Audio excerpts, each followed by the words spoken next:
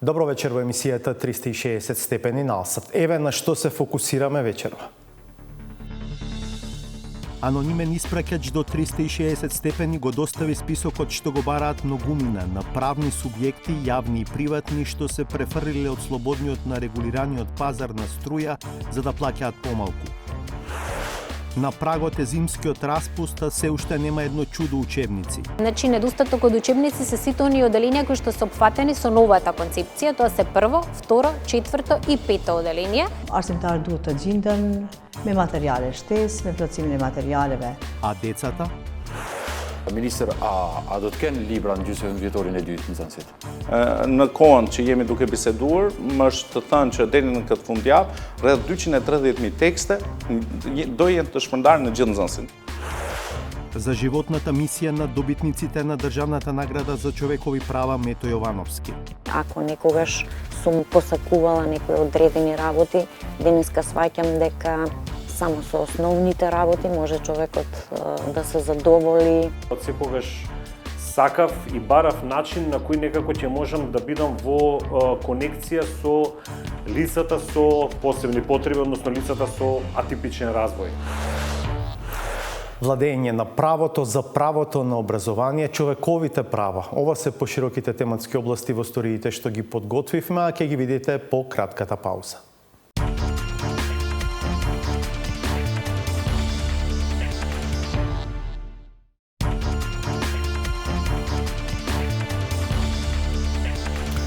Ова е емисијата 360 степени. Со месеци се зборува дека голем број општини и фирми нашле начин да се префрлат од слободниот пазар, каде струјата е поскапа, на регулираниот пазар, каде струјата е поевтина поради субвенциите од државата. Деновиве анонимен испраќач ни ја достави листата со тие субјекти, список што неверојатно го поседуваат неколку институции. Во ова издание ги откриваме општините што владата ги обвинува за злоупотреба, меѓу кои има општини со градоначалници и од ВМРО ДПМН, но и од СДСМ и од ДУИ.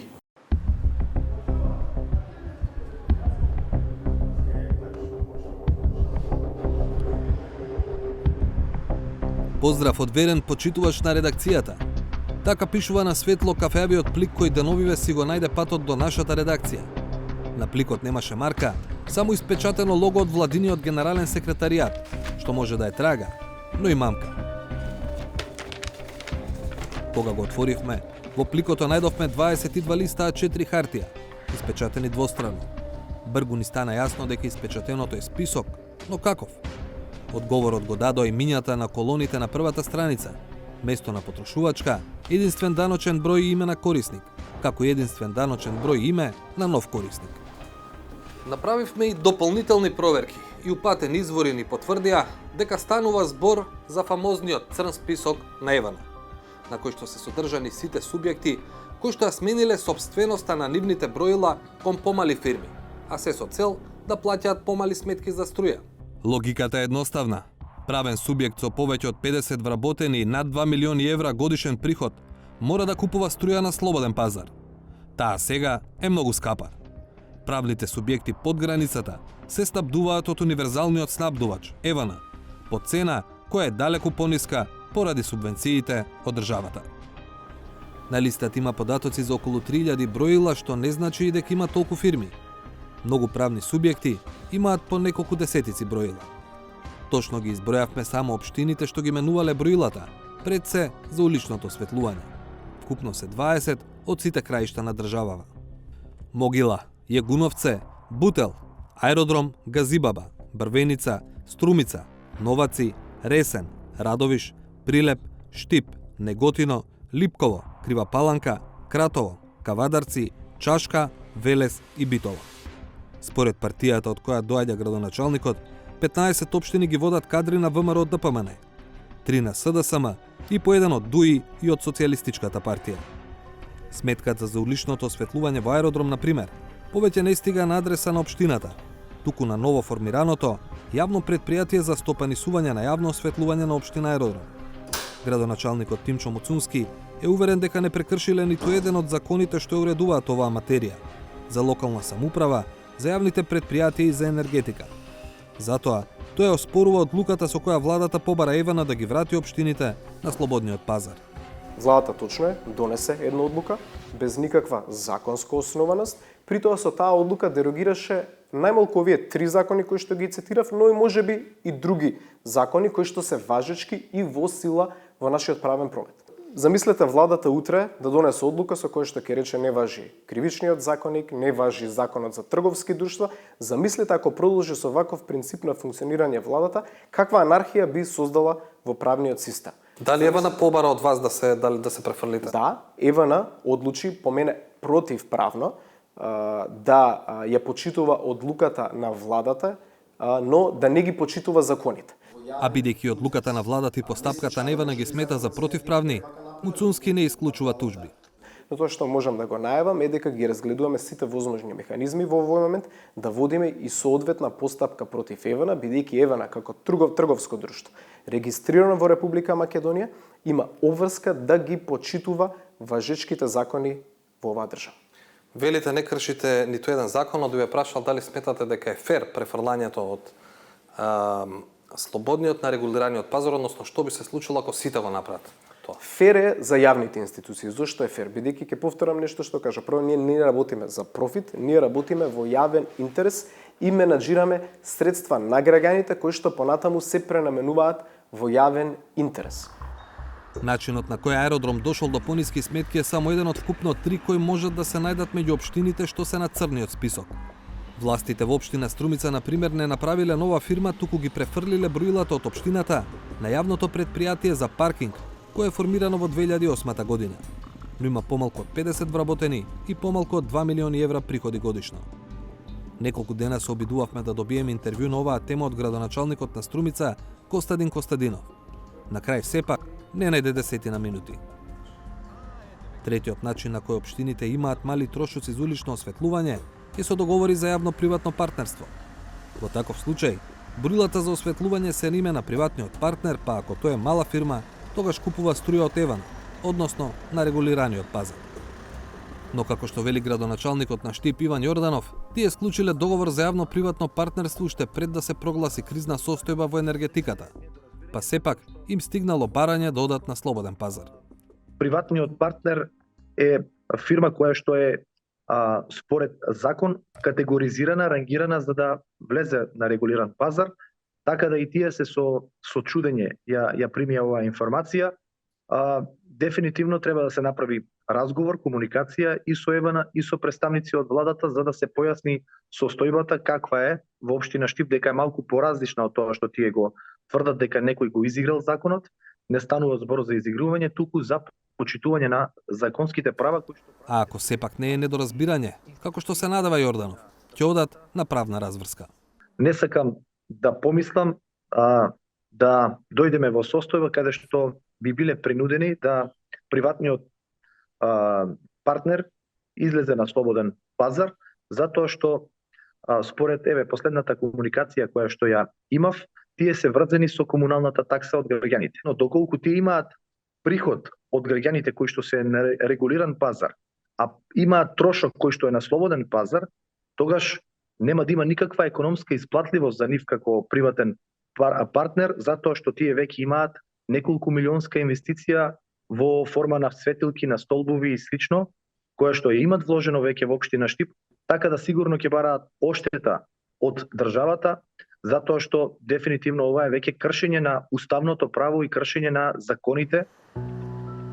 По најавите за тужби од одредени општини се обративме до Евана Македонија. На прашањето, по кој закон и член се бара од одредени општини да се вратат на слободен пазар, ни ги цитираа само владините одлуки. Известувањата за корисниците кои треба да се вратат на отворен пазар, бидејќи не спаѓаат во категоријата мал потрошувач, се направени согласно одлуката на владата на Република Северна Македонија за преземање на мерка во услови на постоење на кризна состојба во снабдувањето со електрична енергија и одлуката на владата на Република Северна Македонија за преземање на мерка во услови на постоење на кризна состојба во снабдувањето со електрична енергија. За најавите за тужби, од Евана одговорија дека компанијата секогаш ги почитува законите и одлуките на владата, а за тоа колку субјекти се вратиле на слободниот пазар по нивното предупредување. Над 2000 правни субјекти од 1 декември треба да бараат нов снабдувач за електрична енергија на отворен пазар. затоа што од 1 јануари веќе ќе немаат право да се снабдуваат од снабдувачот на регулиран пазар. Но освен општини, на листата има и фирми, стотици фирми. Меѓу нив, повеќе продавници на неколку ланци на супермаркети, приватна лабораторија која доживува голема експанзија изминативе години, неколку продажни места на познат ланец аптеки, голем хотел во Маврово и многу други. Во најголем дел од случаите овие субјекти си ги префрлиле броилата на помали, сестрински фирми. Например, броилото на продавница во аеродром на голем ланец на супермаркети е префрлено на име на адвокатска канцеларија.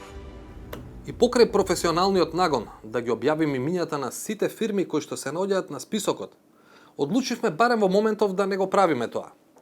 Причината е што, додека ги правевме проверките, откривме случаи каде што се чини дека смената на собственоста на броилото е сосема оправдана. За пример, во црниот список е наведено броило кое доскоро припаѓало на експозитура на една од најголемите банки во земјава, а сега гласи на име на поранешен висок владен функционер. Вистината е дека таа банка имаше експозитура во објект во собственост на функционерот, но веќе некое време е иселена од локацијата. Се чини логично дека броилото е повторно на име на газдата. Префрлањата од слободен на регулиран пазар, регулаторната комисија за енергетика ги забележала уште на почетокот на годината и уште тогаш побарала листа од Девана. 360 степени дојде и до документот април 2022 година со кој РК бара од Државниот пазарен инспекторат, Државниот инспекторат за труд, УЈП и финансиската полиција да проверат колку се законски смените на собственоста на броилата што ги прават некои компании. Клучното прашање за проверка според регулаторот е да се утврди дали откако била променета собственоста на одредено броило, на локацијата реално продолжувала да си работи старата фирма. Значи, кога доаѓале овие компании пред операторот на дистрибутивниот систем, тие приложувале нотарски заверени договори. И значи операторот на дистрибутивниот систем имал две опции: или да ги прифати, или пак да излезе на терен па да провери зашто станува збор. Од правен аспект, вие не можете да спречите, како што кажавте вие пред малку, две компании да се склучат договори. Тоа е направено, но треба да се види воопшто дали постои законска основа да се склучуваат таков тип на договори за да може да се префрла од слободен на регулиран пазар на електрична енергија. Сепак, и Бислимовски не можеше да биде конкретен кој закон и член се прекршени при пререгистрациите на броилата. Но додаде дека системот е ист или сличен во цела Европа, па никаде нема слична појава.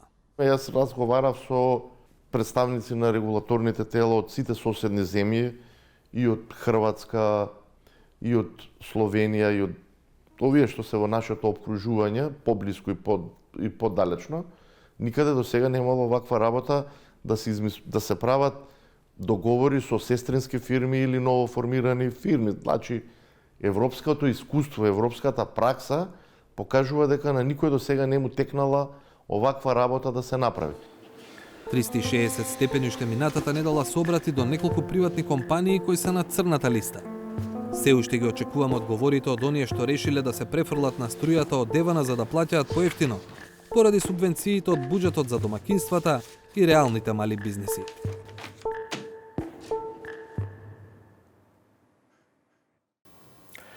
Полугодието привршува, а се уште фалат многу учебници. Проблемот е наизразен во одделенијата во кои се учи според новата концепција за основно образование. Второ и петто, но и прво и четврто. За нив на почетокот на годината беше подготвен еден збирен учебник за сите предмети, колку за првото тромесечие. Но материјалот е веќе исцрпен, а учебници нема. Недостигаат книги за одредени предмети и во погорните одделенија. Колегите Хекура Накиф и Зоран Јовановски проверија како тече наставата кога не достига основното помагало.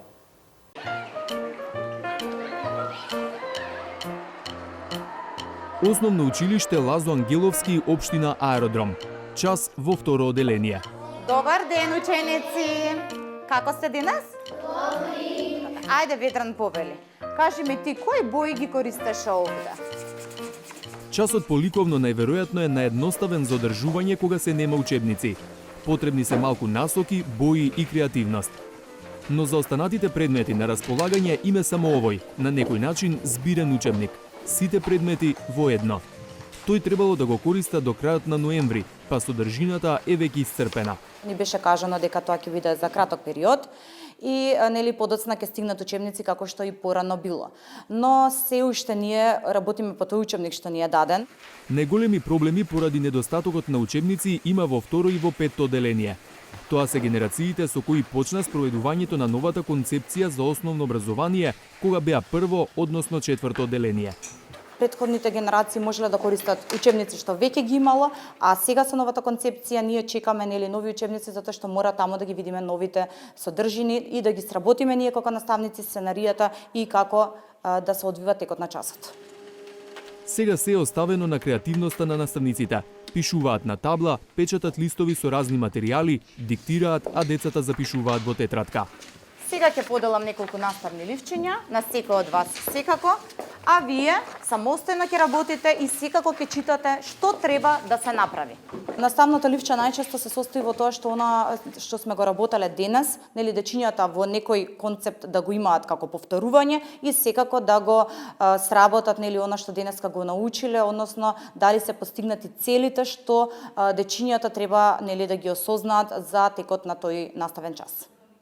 Но според новата концепција, учебникот требаше да биде само еден од изворите. Учебниците за нас се само едно помагало, на наставникот не му се секогаш потребни и не ги користиме ние секогаш, но верувајте на учениците и на родителите, навистина им се потребни.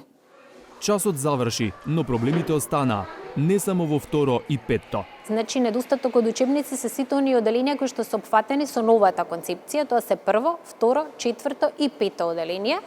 Директорката смета дека ваквата состојба влијае за намалување на квалитетот на наученото кај децата. Сите промени се прават во основното образование, не се доследни. Траат до одреден временски период и се менуваат. Образованието мора да има постојан тек. Ако нема постојан тек, се јавуваат одредени дупки. Затоа знаењата, практичната примена на учениците е на многу слабо ниво. Дури сите оние тестови кои што се прават во светски размери ги рангираат за жал нашите ученици на најниските нива. На крајот на наставата, Јасмина Боримечковска, која е членка на Советот на родители, дојде да ја земе од училиште својата ќерка шестоодделенка. Вели дека дел од учебниците фалат и во предметната настава од 6 до 9 одделение. Се снаоѓаме со принтање на учебници кои што се јавно достапни на сајтот на Министерството за образование и наука, копирање, лепење на корици и страници на веќе оштетени и дотраени книги, за кои што знаеме дека истите се дефицит, но како такви мораме да ги користиме. Тука морам да ја нагласам и економската и финансиската состојба на повеќе семејства, на кои што истата не им дозволува обезбедување на потребни учебници и материјали за работа. Недостиг на учебници има и за наставата на албански јазик. Во училиштето 7 март во општина Чаир, директорката Фиторе Чирези вели дека и покрај тоа што училишната комисија за обезбедување книги навреме поднела барање, сепак не достигаат учебници. Arsimtarët duhet të gjenden me materiale shtesë, me plotësimin e materialeve, ose nga libra tjera, apo nga materialet që ekzistojnë edhe nëpër internet, nëpër faqe të ndryshme, por si të kudo duhet ta realizojnë plan programin që është e parapar programi vjetor. Освен во одделенска настава, и на албански фалат книги во предметна настава. Klasa e 6, domethënë është problem shumë vjeçar, thotë arsimtari historisë. Frëngjishtja, mungesë të disa librave, domethënë jo krejtësisht, po disa. Informatika, klasa e 6 informatika është botuar libri i ri, s'ka ardhur hiç. Mandej gjuhë maqedone, domethënë klasa e 9 është ndryshuar libri, s'ka ardhur hiç. Gjuhë angleze 8-9 s'kan libra, domethënë s'kan pru asnjëherë në gjuhë angleze. Mandej gjeografi gjeografi mungojnë thot librat e klasës 9, s'ka fare. Prisustluavme na ças po geografia. Shohmi neve në fundit kemi folë për lira? Ashtë. Kur kemi përmend lumejt, ç'është lum? Mos pare duhet ta di. Ç'është lum? Ujrat rrjedhës pra. Nga kush formon ujrat e lumeve? Lumat formohen prej burimeve. Bravo. Pra, kryesisht nga burimet. Наставникот Гани Амети вели дека наставниците некако се снаоѓаат, но на учениците ова им е голем проблем, зашто голем дел од часот се троши за фаќање белешки. Nxënësat humbin shumë kohë duke shënuar, do thotë, ose nuk mund të na përcjellin vazhdimisht dhe kështu që është pengesë, është një mungesë e madhe, do të thotë sidomos për nxënësit.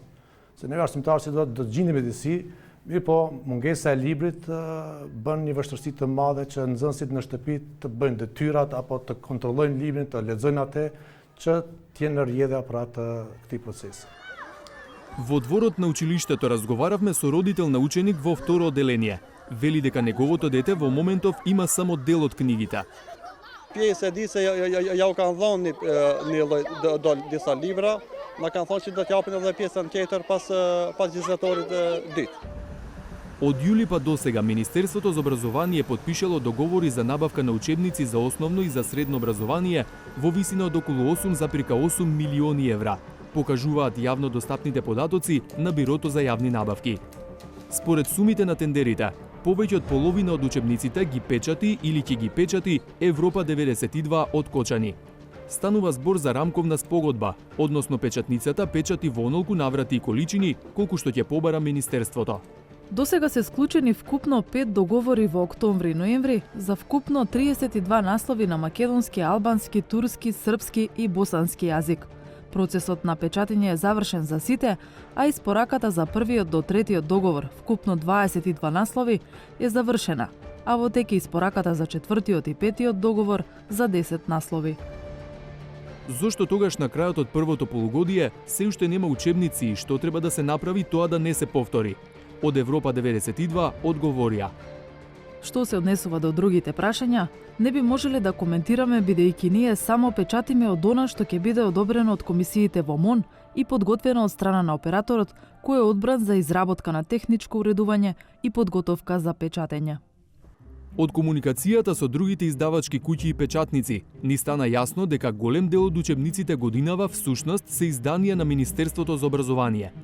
Бидејќи авторските права ги поседува владиниот ресор, со конкурентна постапка се бара само печатница. Не беше така доскоро. Со така наречената Кембридж програма, најголем дел од учебниците се купуваа преку директно преговарање од мал број издавачки куќи, кои ги поседуваа правата на учебниците. Од компанијата Ars Lamina, која во минатото беше најголем добавувач на учебници, а сега е далеку зад Европа 92, веле дека тие ги испорачале учебниците што им биле нарачани уште пред почетокот на годинава. Учебниците кои се уште не се доставени до учениците се во изданија на Министерството за образование и наука. На прашањето каде е проблемот што доцнат учебниците, од Ars Lamina велат дека лани не биле изготвени учебници за новата концепција, па годинава морало наеднаш да се прават и за прво и за четврто, но и за второ и за петто. Од тука оваа година требаше да се изготват учебници за 4 одделенија по сите предмети, што е долготраен и сложен процес. Целиот овој процес требаше да биде завршен за да може да се отпочне со печатење на учебниците. Да не забораваме дека во Македонија се изготвуваат учебници на 5 наставни јазици, за што е потребно многу дополнително време. А на прашањето како проблемот да не се повтори, од Ars Lamina се директни во одговорот. Прво, Министерството за образование треба да се повлече од издавачката дејност за која се потребни поголеми капацитети, а издавањето на учебници да го врати онаму каде што припаѓа во сите развиени демократски општества, а тоа е кај издавачките куќи. Со состојбата на терен што ја видовте во претходната сторија, го соочивме министерот за образование и наука Јетон Шекири. Во разговорот со Хекура на Кифи, министерот тврди дека учебниците само што не стигнали и дека следната година проблеми ќе нема.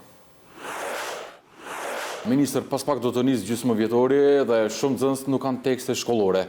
Për shembull, nga klasa e parë deri në të 5-ën, problemi më i madh është në klasën e 2 dhe të 5. Megjithëse ka probleme edhe në klasën e parë dhe të 4-tën. Mirë po mungojnë edhe tekste shkollore për gjeografi në klasën e 9, histori në klasën e 6, gjuhë maqedone në klasën e 9, edhe shumë tjera ku këtu kam një listë të tërë me librat që mungojnë. Çfarë do të thoni këtyre fëmijëve dhe prindërve të tyre kur do të mbërryjnë tekstet e tyre shkollore? Faleminderit një herë për pyetjen. Që ta shpjegojmë të gjithë problematikën e teksteve shkollore. Të gjithë prindërve dhe fëmijëve po ju them që çdo ditë po bëjmë maksimumin që tekstet shkollore për secilën ditë të arrijnë deri tek fëmijët. Një gjë që është më e rëndësishme, këto procedura janë procedura të cilat varen nga ministria dhe për procedurat të cilat varen nga ministria të gjithë tekstet të cilët kanë qenë me mundësi liblerje, me mjetet buxhetore të cilët i kemi pas në dispozicion për klasat më të larta se klasa e 5, jemi furnizuar para datës 31 gusht dhe i kemi dorëzuar në për shkolla. Për çështjen e konceptit të ri, të gjithë e dini se ne e kapëm në gjysmë rrugë, u futëm në këtë proces në gjysmë të rrugës. Për çështjen e konceptit të ri, për klasën e parë, të dytë, të katërt dhe të pestë, në momentin që flasim, për secilën ditë, për secilin moment ka shpërndarje të teksteve. Edhe sot ka shpërndarje të teksteve. Për mua, si procedurë, është e rëndësishme që deri më sot pothuajse mbi 80% të teksteve nga Këshilli Nacional i Teksteve janë aprovuar dhe kanë kaluar. Për ta shpjeguar për të opinionin, çfarë roli ka Ministria në këtë mes ose në këtë proces. Ministria në këtë proces të teksteve të çështjes së konceptit të ri ka rolin ndërmjetësues të procedurave. Do thotë, programet shkollore aprovohen nga Biroja për Zhvillimin e Arsimit, dorëzohen në ministri, ministria nxjerr thirrjen për autor.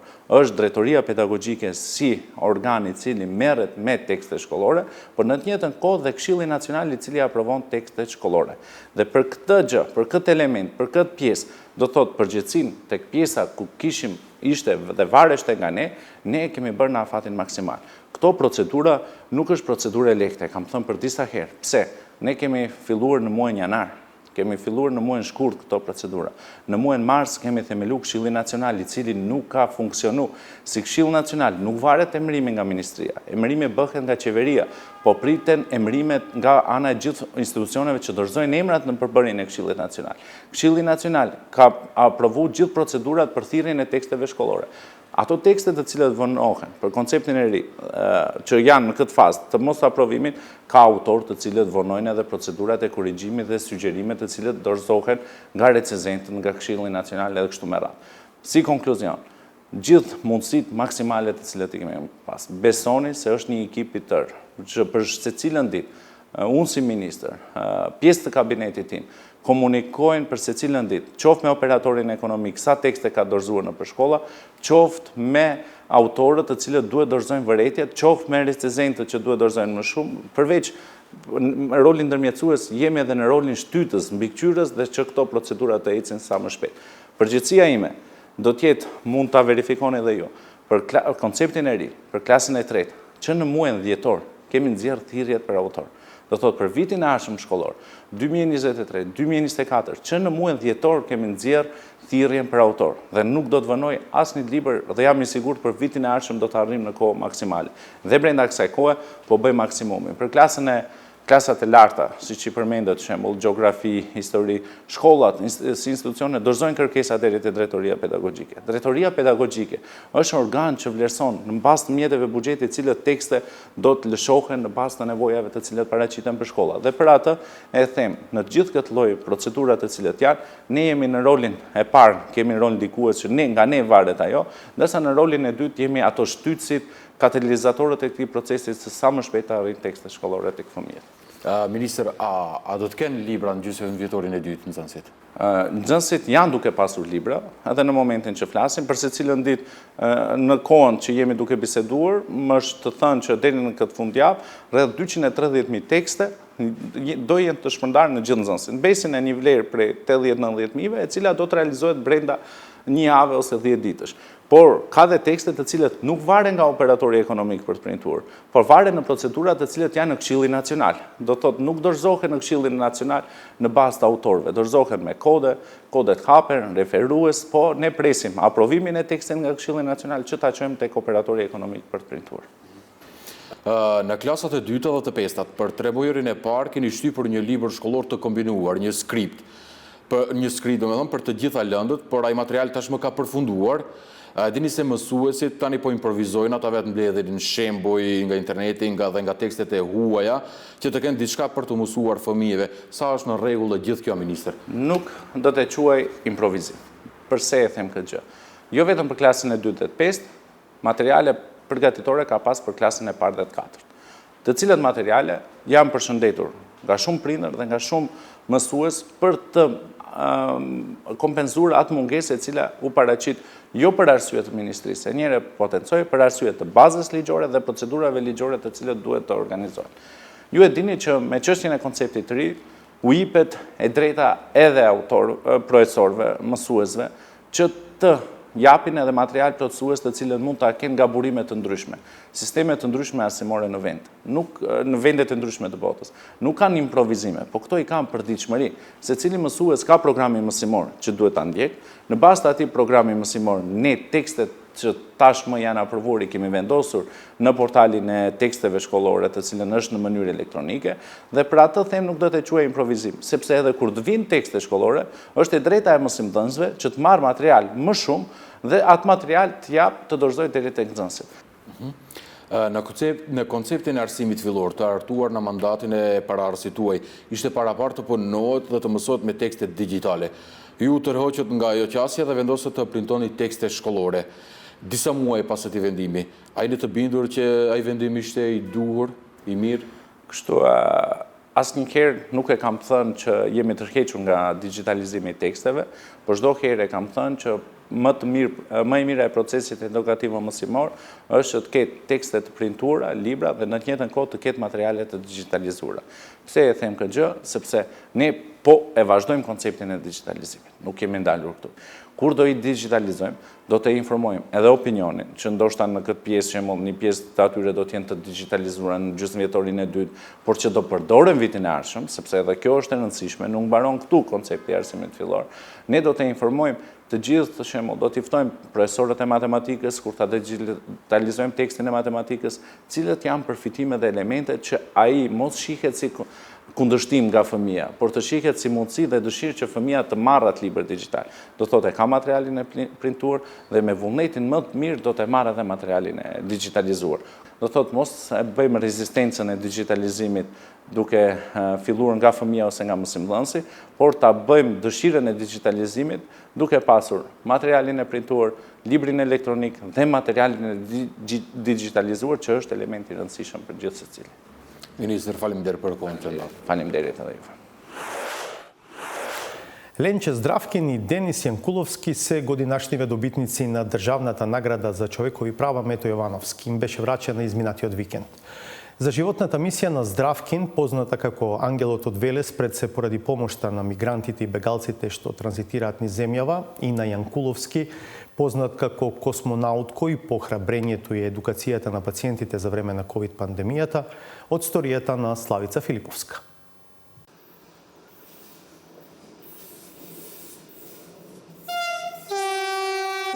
Секогаш кога ќе го слушнам свирежот на возот, морам одма да се појавам надвор да видам што се случува. Ленче Здравкин. Велешанката Ленче Здравкин. Ленче Здравкин, хуманитарка. Ги забележа хуманитарката Ленче Здравкин, која живее веднаш до пругата и ги повика во нејзиниот двор.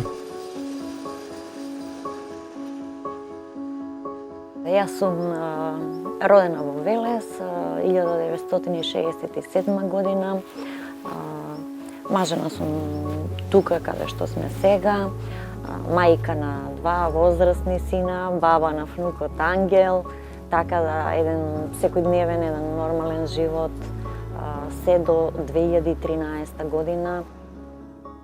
Од тогаш па до денес, домот на Ленче Здравкин во Велес е попатна станица на илјадници бегалци и мигранти. Дејни или ноќе, пеш или качени на вагоните. Таа им пружа помош.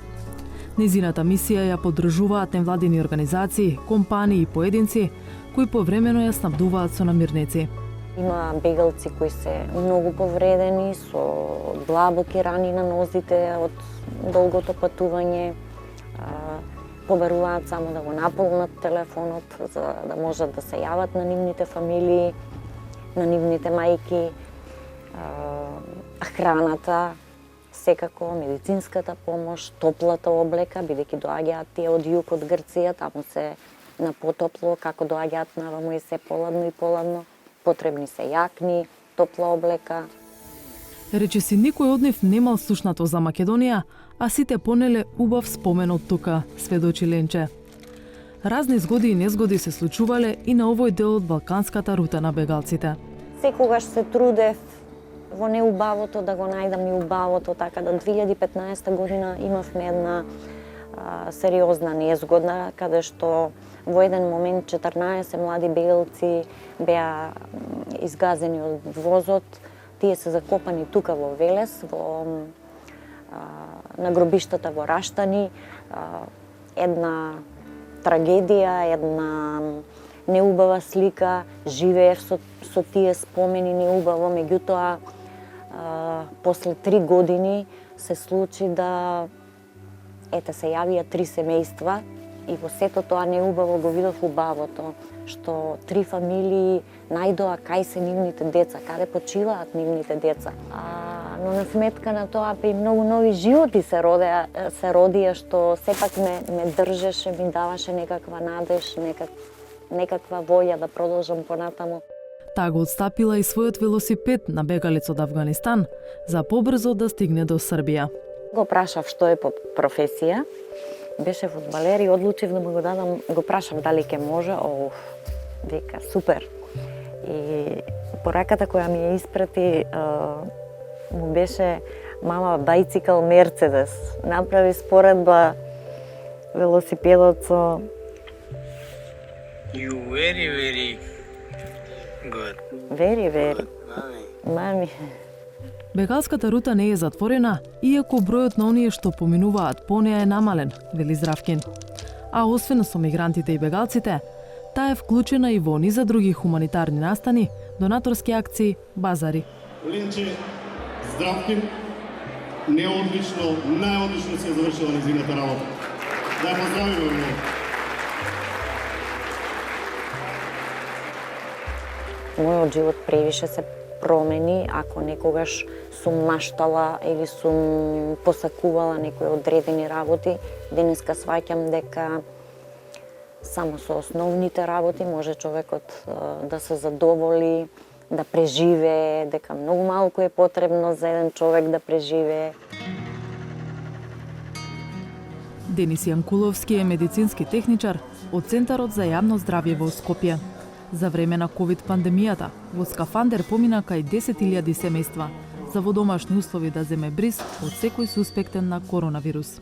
Со пандемијата малку како космонаут, пошто така и ме доживуваат деца, ми кажува од некоја планета ЗИС сум бил, па таму било ова некое чудовиште, па требало да сум го победил, значи многу интересни приказни со деца има во тек на пандемијава.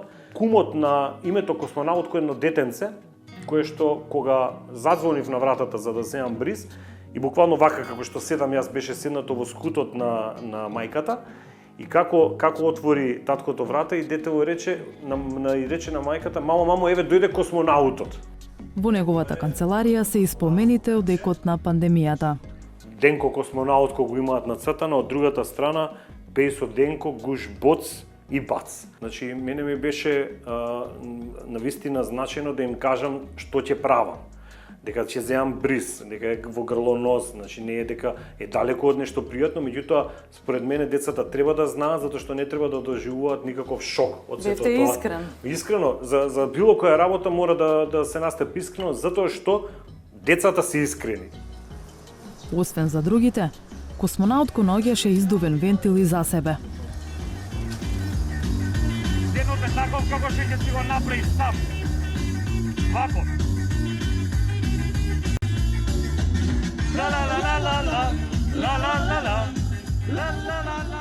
Good morning. Денес сме сите заедно, задолжително и нема никакво оправдување за отсуство од онлайн настава. Јасно? Јасно. Почнуваме. Го знаете, така? А навиките тешко се менуваат, па дури и ако се стекнати во пандемија. Убав ден, најубав ден да имате, највесел да биде. Малку рокер ролски. За убав понеделник, за убава недела, весела недела. Скопје има микроклима, изгор лето, кочан зима. Песната му помагала полесно да се соочи со секојдневните задачи. Семејство кај што отидов, мислам дека 4 или 5 души има изгубено. После една бабичка беше тажна кога бев да изземам бриз, во смисла седната на тераса, вика до вчера заедно си го пиевме кафенцето, сега веќе не ми се пие кафе. Така некои моменти. Тажно ми беше, мене искрено да кажам, многу ми беше тажно кога требаше да земам бриз на лице со попреченост. а лицата со атипичен развој се животен предизвик на Јанкуловски. Секој миг од слободното време го посветува на мисијата да го направи нивното секојдневие поубаво, па го украсува со музички спотови, собири, игри. Скоро никој не ме имаше прашано директно, меѓутоа некој од родителите на дружбите кај што ме ќе праша што има Денис, во смисла дали имам некој со некоја попреченост нешто, и им беше можда малку некој близок. И веројатно им беше можда и ден денес им е на некои луѓе чудно зошто јас го правам сето тоа, едноставно немам причина можда еве во наводници да кажам, немам некоја причина, меѓутоа јас од секогаш сум сакал да помогнам, барам начин како може да се помогне и верувам дека со мноштвото пријатели и другари кои што буквално верувате кругот е, не знам, огромен кои што сакаат да помагаат и верувам дека допринесуваме барем колку толку да им измамиме насмевки на родителите на тие дружби. Јанкуловски има 51 година и почувствувал дека во таа доба од животот може волонтерски да придонесе за заедницата. За себе кажувам дека од секогаш сакав и барав начин на кој некако ќе можам да бидам во конекција со лицата со посебни потреби, односно лицата со атипичен развој. Зошто? Не знам, некако едноставно од секогаш уште како дете ме привлекувало нешто. Често пати кога си размислувам или кога ќе ме прашаат вака зошто е сето тоа, претпоставувам дека пошто јас сум единец, значи немам ни брат ни сестра, и веројатно до негде ја чувствувам таа самотија која што ја имаат тие лица.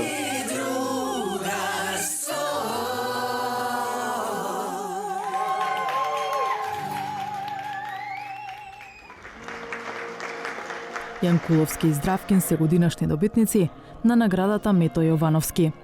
Ова е нивно признание за долгогодишни остварувања во областа на промоцијата, заштитата и унапредувањето на човековите права.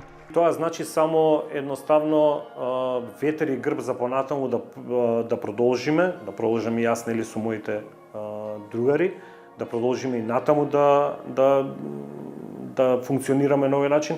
Јас некој пат кој ќе кажам ветувам, не можеш да ветиш нели нешто тако, меѓутоа јас знам за себе дека ова ќе го правам додека можам да го правам, а планирам барем едно до 100 години да бидам детето, пораснато дете.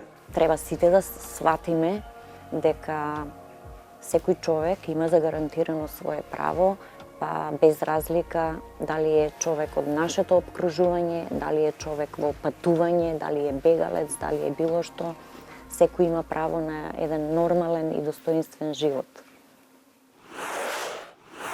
Не менувајте го каналот, по уште една пауза е саботажата.